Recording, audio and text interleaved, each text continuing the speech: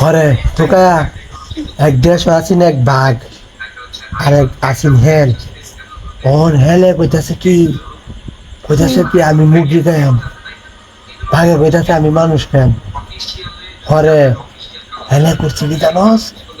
এক বেড়ার মুরগি লইয়া হেলে মনে গেছে গামালা লইয়া